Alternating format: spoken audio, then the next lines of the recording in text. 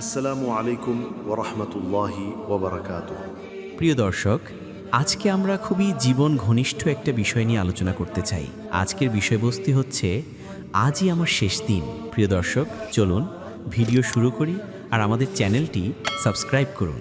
আপনি যখন প্রত্যুষে জেগে ওঠেন তখন সন্ধ্যাকে প্রত্যক্ষ করার আশা করবেন না, বরং এমনভাবে জীবনযাপন করুন যেন আজই আপনার শেষ সকাল। গতকাল ভালোই আর মন্দে কেটে গেছে, আর আগামীকাল তো এখনও আসেনি। আপনার জীবনকাল মাত্র একদিন।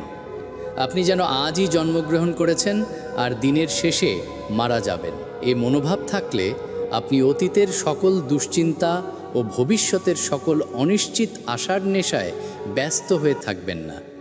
কেবল আজকের দিনটির জন্যই যেন বেঁচে থাকবেন। সারাটা দিন আপনার উচিত জাগ্রত হৃদয়ে প্রার্থনা করা, বুঝে শুনে কোরআন তিলাওয়াত করা, মহান আল্লাহকে অধিক পরিমাণে স্মরণ করা। প্রতিটি দিনেই আপনার কাজকর্মে ভারসাম্যতা বজায় রাখা, তকদীরের প্রতি সন্তুষ্ট থাকা এবং আপনার স্বাস্থ্য ও বাহ্যাকৃতি তথা সাজসজ্জা, রূপচর্চা, বেশভূষা, পরিষ্কার পরিচ্ছন্নতা ও পোশাক পরিচ্ছদ সম্বন্ধে সতর্ক থাকা উচিত। যারা কোরআন তিলাওয়াত করার সময় পান না, তাদের জন্য একটি পরামর্শ হচ্ছে, পুরুষগণ প্রতিদিন প্রতি ওয়াক্তে জামাতের কিছু সময় আগে মসজিদে চলে যান এবং জামাতের পূর্বেকার অতিরিক্ত সময়টুকু কোরআন তিলাওয়াতে অতিবাহিত করুন।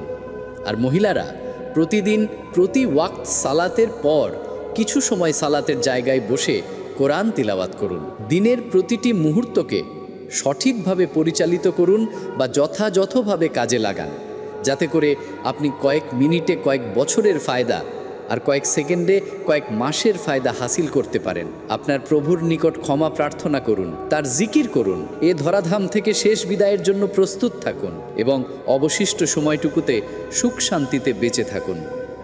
আপনার রিজিক, আপনার স্ত্রী, আপনার সন্তানাদি, আপনার কাজ, আপনার গৃহ এবং আপনার জীবনযাপনের উপর সন্তুষ্ট থাকুন। আমি আপনাকে যা দান করেছি তা গ্রহণ করুন এবং কৃতজ্ঞদের অন্তর্ভুক্ত হন। আজকের দিনটি দুঃখ, বেদনা, বিরক্তি, ক্রোধ এবং হিংসা বিদ্বেষ মুক্ত অবস্থায় কাটান। আপনার হৃদয়ের মণিকঠায় একটি কথা সোনার হরফে খোদাই করে লিখে রাখুন, আর সেটি হচ্ছে, আজই আমার একমাত্র দিন। আজ যদি আপনি টাটকা খাবার খেয়ে থাকেন, তবে গতকালের বাসি খাবার আর আগামীকালের প্রত্যাশিত খাবারে তেমন কি আসে যায়?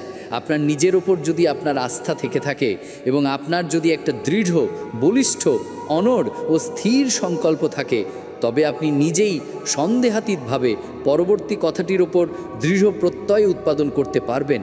কথাটি হলো, আজই আমার জীবনের শেষ দিন। যখন আপনি এই মনোভাব অর্জন করতে পারবেন, তখন আপনি আপনার ব্যক্তিত্বকে উন্নত করে, আপনার ক্ষমতা ও দক্ষতা বাড়িয়ে এবং আপনার কাজকর্মকে পরিশুদ্ধ করে আপনার দিনের প্রতিটি মুহূর্ত থেকেই মুনাফা অর্জন করতে পারবেন। তারপর আপনি মনে মনে বলুন, আজ আমি আমার কথাবার্তাকে পরিশুদ্ধ করব এবং কোনোরূপ মন্দ ও অশ্লীল কথা উচ্চারণ থেকে বিরত থাকব।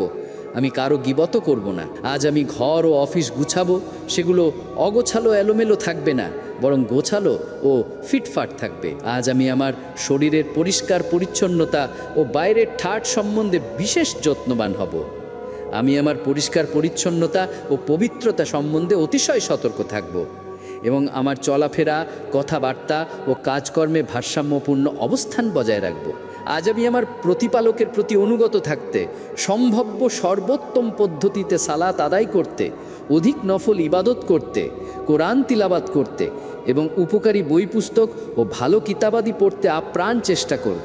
আজ আমি আমার হৃদয়ের মন্তরে ভালো কাজের বীজ বপন করব এবং অহংকার, হিংসা, বিদ্বেষ, ভণ্ডামি, কপটতা ও মুনাফিকির মতো মন্দ কাজের মূলোৎপাটন করব। আজ আমি অন্যদেরকে সাহায্য করার তথা রোগী দেখতে যাওয়ার, জানাজার সালাতে উপস্থিত হবার, পথহারাকে পথ দেখানোর এবং ক্ষুধার্তকে খাবার খাওয়ানোর চেষ্টা করব। আজ আমি মাজলুমের পাশে দাঁড়াবো। আমি বিজ্ঞজনকে সম্মান প্রদর্শন করব, দয়ার্দ্র হব আর বৃদ্ধের প্রতি শ্রদ্ধাশীল হব। হে অতীত, তুমি তো বিদায় হয়ে চলে গিয়েছো, আমি তোমাকে নিয়ে কাঁদব না। তোমাকে স্মরণ করলে বা তোমার কথা মনে করলে তুমি তো আমাকে আর দেখতে আসবে না, এমনই এক মুহূর্তের জন্যেও না, কেননা তুমি তো আমাকে ছেড়ে চিরদিনের মতো বিদায় হয়ে চলে গিয়েছো। হে ভবিষ্যৎ, তুমি তো অজ্ঞাত, অজানা ও অদৃশ্য জগতে আছো। সুতরাং আমি ভবিষ্যতের কল্পনায় বিভোর হব না, আমি ভবিষ্যৎ নিয়ে আগেভাগে মাথা ঘামাবো না, কেননা ভবিষ্যৎ কিছুই না এবং এমনকি তা এখনও সৃষ্টি হয়নি। যারা পরিপূর্ণ জাঁকজমক ও চমৎকারভাবে জীবনযাপন করতে চায় তাদের জন্য সুখের অভিধানের সবথেকে গুরুত্বপূর্ণ কথা হলো, আজই আমার জীবনের শেষ দিন।